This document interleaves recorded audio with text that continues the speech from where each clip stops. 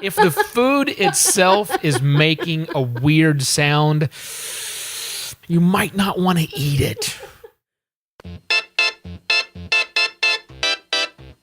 Oh. This one time. So, this one time. This one time? This one time. This one time. Oh my God, this one time? The podcast.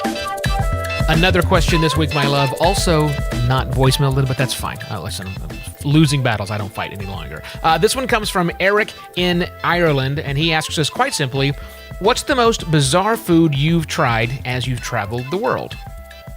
That's a great question, Eric. Thanks for asking. I'm Sheila D. And I am Evo Terra. We are Shivo. You are listening to This One Time, the podcast. Strange foods, baby. I know this one. You've got an answer. Wow. Great. I know, but I don't remember what it's called. I just remember eating it, and when I saw it, I went, oh, that looks disgusting. And it's in a weird container. Okay. And, oh, but I'm going to try it anyway. Well, that's the idea, that bizarre food should look weird, sometimes smell weird, but definitely look weird, occasionally sound weird. And by sound weird, I mean the name sounds weird. If the food itself is making a weird sound, you might not want to eat it. Now, maybe if it's making a weird sound before it is actually slain, that's okay. We could talk about lobsters. Lobsters, yeah. They scream when they are in there. Actually, you know what? Lobsters really aren't screaming or even hissing. You know what that is? It's the steam escaping. Exactly right. Breaking through the carapace. Yes. It's just the noise of their insides boiling and then passing through their carapace, making a sound. Okay, we should get back to the question. This is the question. Bizarre foods.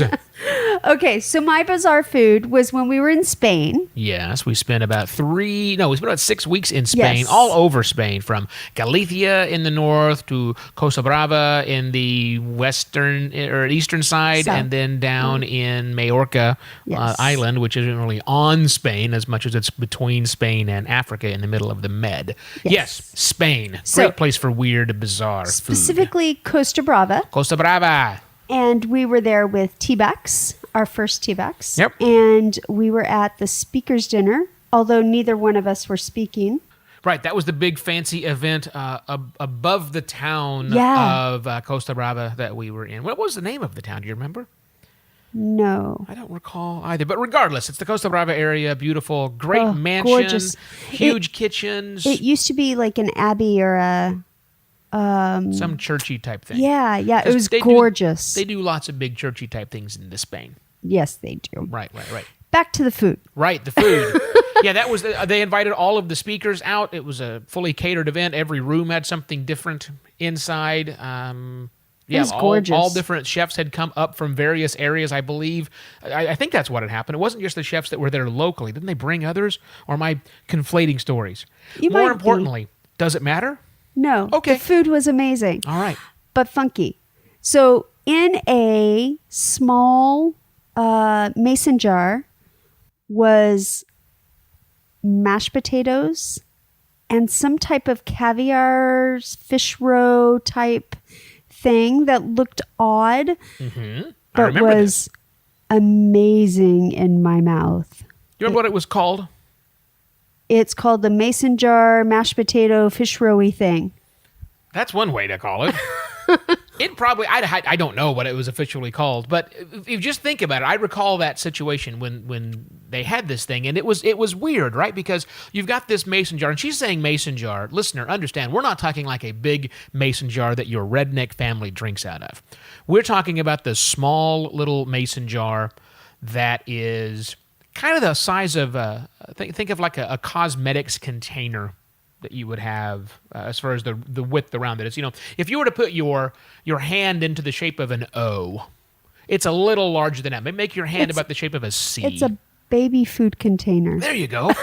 That's what you should have said. It's a baby food. I'm trying to figure out how do I... so complicated. Well, see, there's a certain number of cubic millimeters inside that express the volume as such. No, you're right. It's think baby food jar.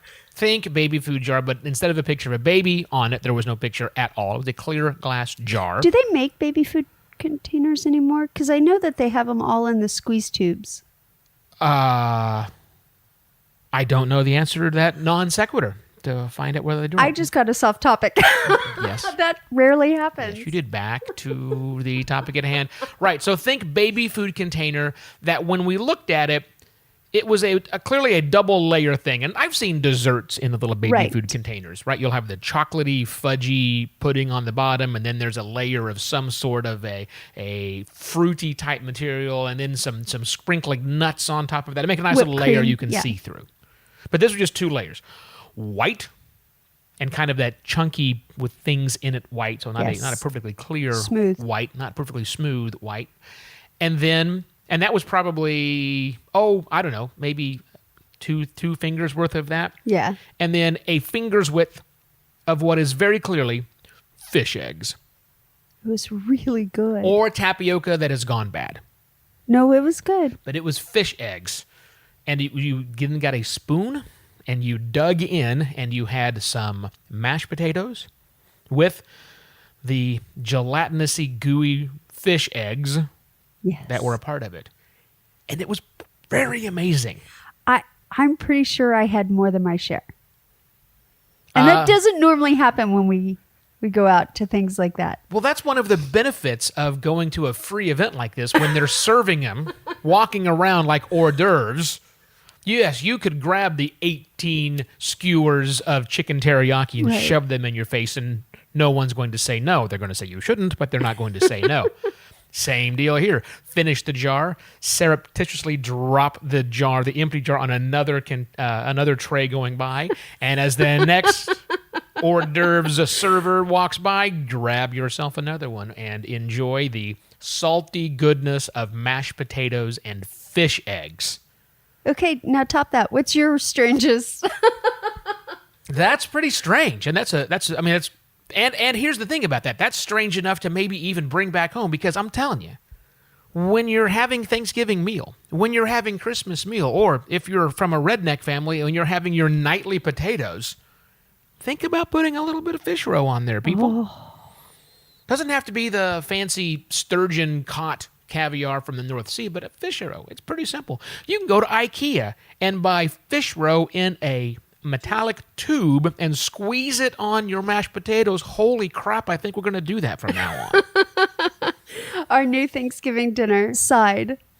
Now, see, for me, the question's a little more difficult, Eric, about the most bizarre food I've eaten while I've been traveling, because I like bizarre foods. That you do. I like to try things that are weird, and I have had the attitude for some time now that if another culture can eat the food, and typically do eat the food, it's really not weird.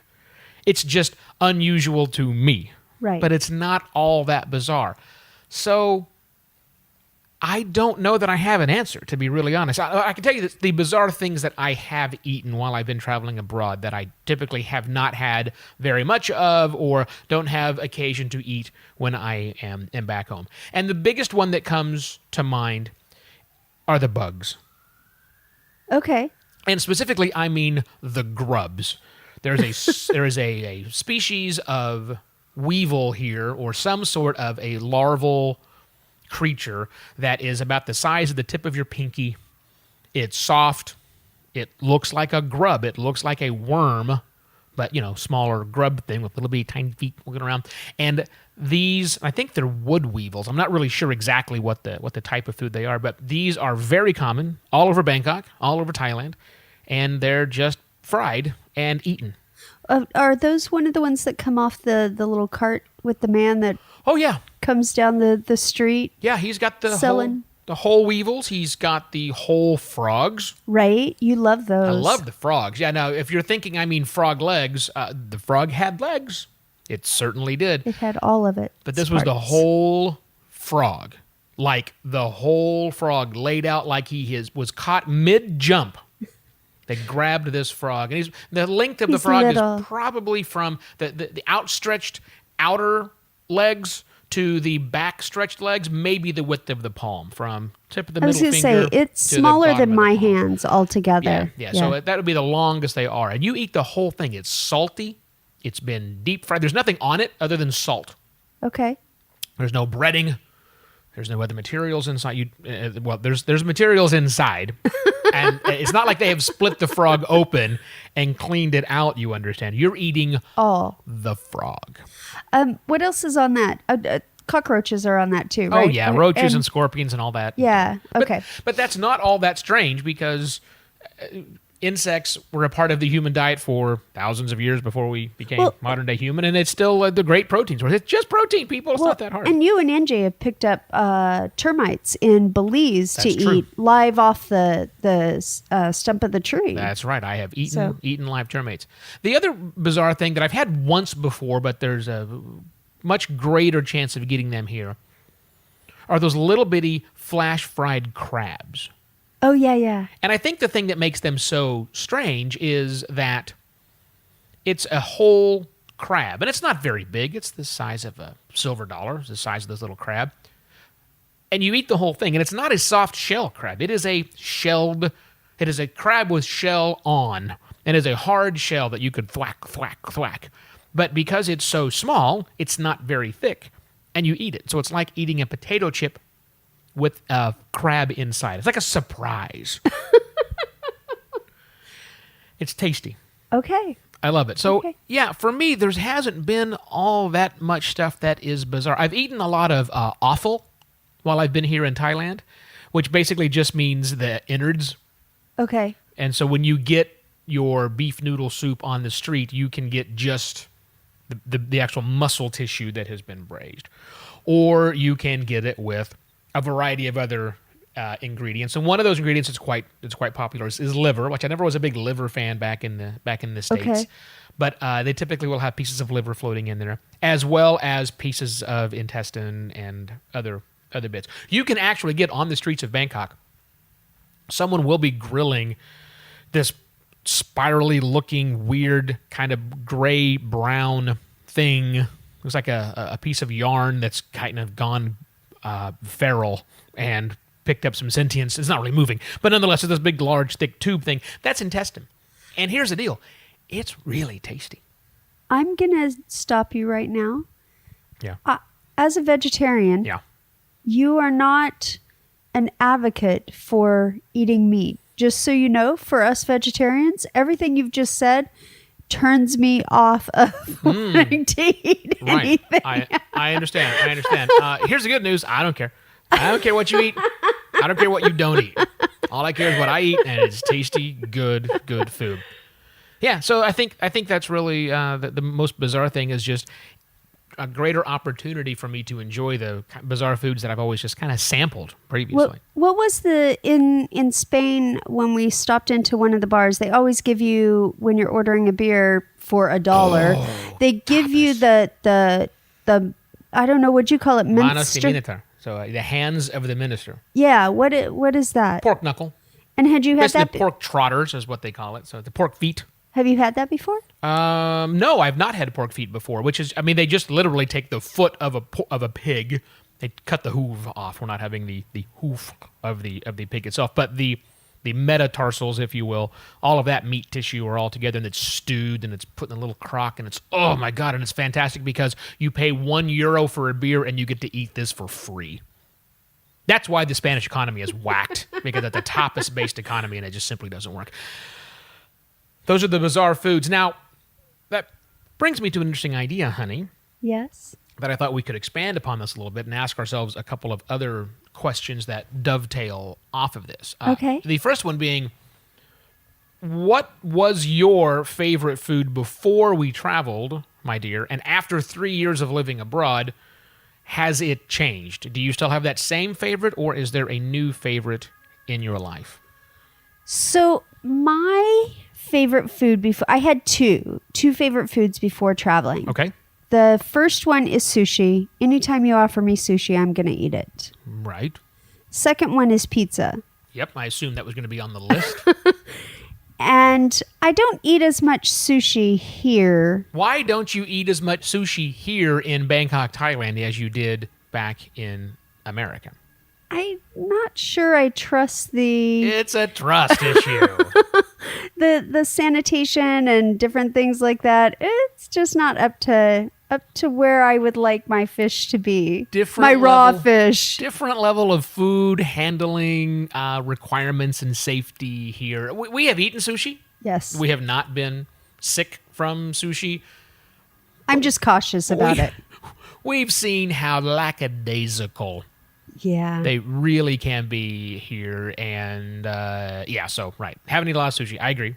Pizza? Okay, so pizza's my downfall. I still, it's my favorite. Yeah, you eat way too much pizza. I do.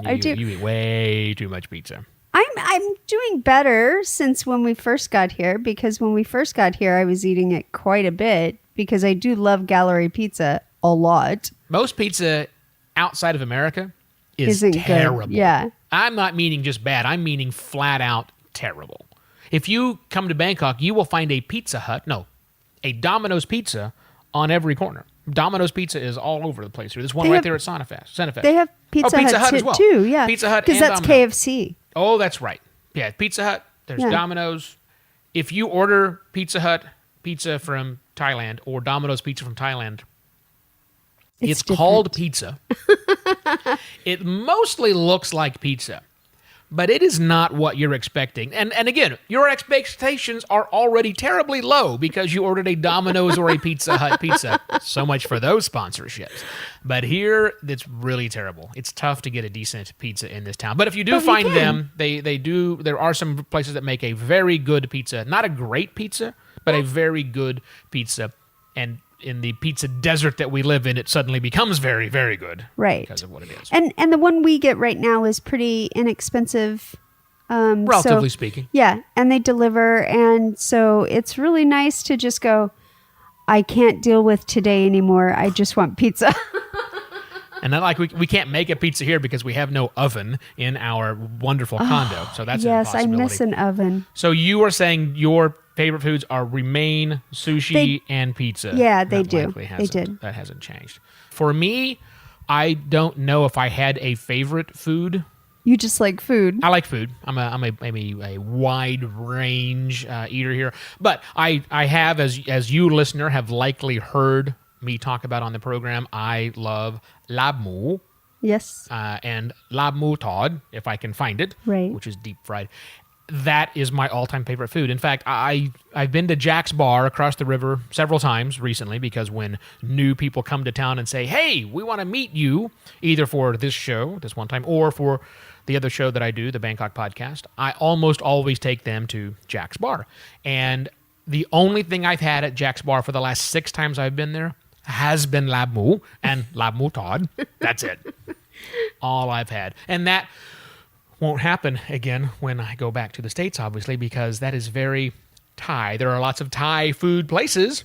But that's not always even on the menu. But they're not gonna That's put sometimes off menu. Laab will be way much an off-menu item because the spices are not all that Ready. common. And also, I'm pretty sure it has a lot of offal in it, too. Oh. Hey, speaking of things that aren't offal, yes, did you want to say something? I was going to ask you a question. Oh, you wanted to ask another question. Why not? So, because we've been gone for so long and we've been exposed to so many different flavors, Right. how has this prolonged exposure changed what and how you're eating, I'm eating? Oh, yeah, that's true because the flavors are different. It's food. Food's everywhere, but it's... I mean, like the fact that going out to breakfast in Thailand, unless I specifically go to an English pub, there's no such thing as breakfast food. Right. It's just called food Yeah. in Thailand, and it's either something super sweet or it's a plate of chicken and rice, right? Pretty straightforward. So yeah, as we have been doing this, the normal flavors we would get that change throughout the day, because in America we have very distinct breakfast, very distinct lunch foods, and very distinct dinner foods, but in the rest of the world, or in many places in the rest of the world, that's not always the case. Yeah, so I wonder how it's actually changed my... I think, if anything, it has made my already adventurous palate that much more adventurous. Like, I love soup for breakfast now. Okay. Soup for breakfast, and and I apologize to you, my love, and the other vegetarian listening to us right now, meaty soup, super spicy for breakfast is fantastic. Fantastic. It is fantastic. It is fucking incredible. And that wasn't a cuss word. That was fucking incredible because of pho. So yeah, Vietnam is a big blame for that, but also all of Southeast Asia. Right. Southeast Asians will eat soup. It doesn't matter. It will be 45 C outside, which is almost 100 degrees. No, it's over 100 degrees actually. And the Southeast Asians will eat soup. They don't care. It is soup. It is what's meant to be consumed all the time. So for me, it is probably breaking down the barriers of what is appropriate for breakfast versus lunch versus dinner. They are now blended together. And not just in the American way of, I'll have breakfast for dinner and I'll be this weird, having cereal at night thing that anyhow, that's not it. It is like I will be open now to any type of food anytime during the day. That's what's different for me. You? For me, it would be definitely the spices. Your spice tolerance level has increased significantly. I blame that on Chengdu because even before that, we'd been living here, and I don't think I had embraced the spice.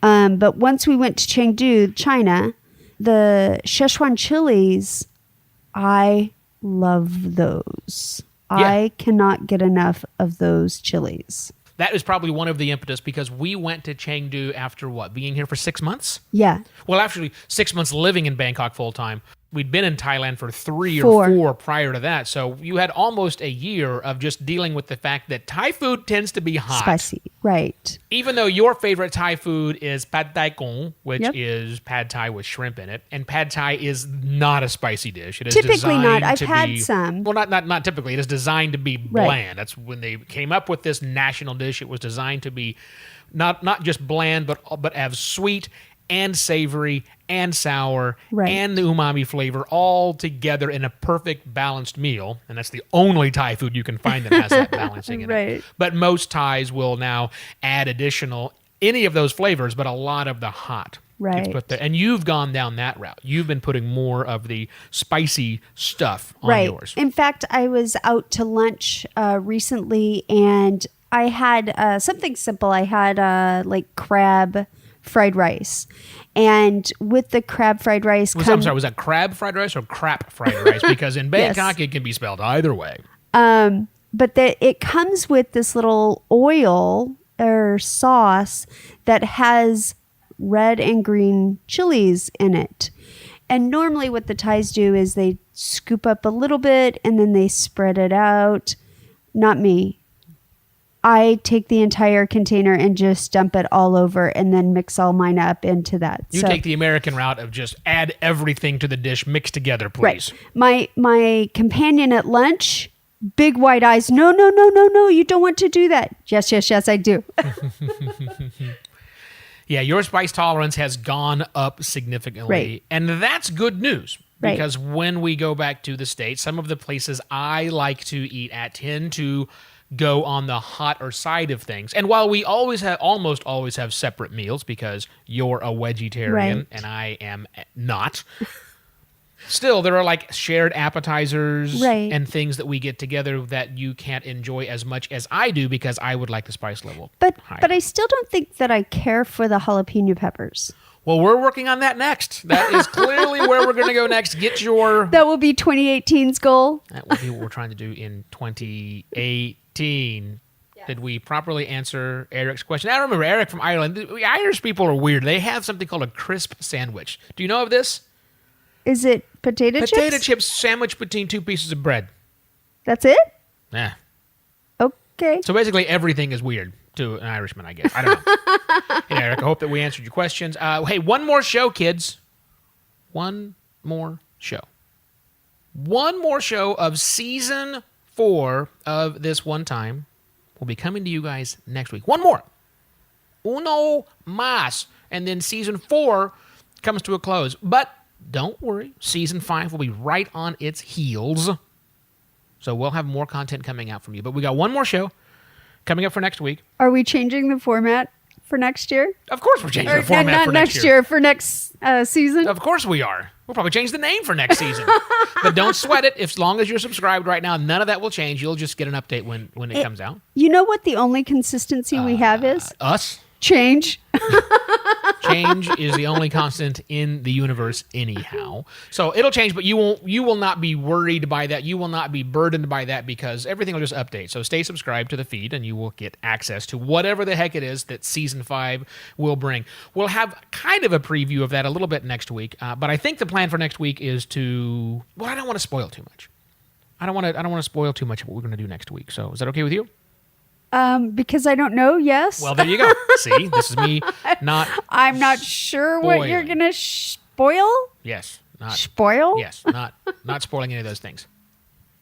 Our show this one time would not be possible without support from people like you. If you think our show is worthy of your financial support, Patreon makes it super easy. Patreon is the place we are still asking for you to support us as we do this show, because even though season 4 will end, as I just said, season 5 will begin. I am talking to you with a microphone cable that I had to tape up because I have to replace some components. This is not cheap to make a podcast, people. Listen, if you want to support us, thanks to all of you who do already. You're an amazing group of you who've been supporting us for a long time. Hope you enjoyed the gifts that we sent out to you as we wrapped up season 4. But season 5 will continue. Things are naturally going to change. Some of the rewards that we have are going to change. But here's what's not going to change. Every patron of ours gets 2 things and 2 things always. 1, bonus content.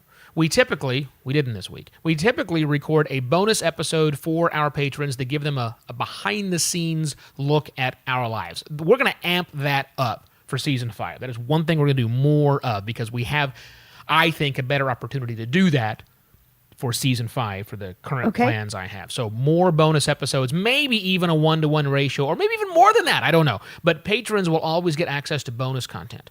Number 2, patrons always get access to these episodes, our full episode, our public episodes, they get them early. Typically 24 hours early. I might even make it even earlier because the new thing in podcasting is called windowing, where you make content available a week. Oh, wow. To the paying members. That means we have to start planning. Right.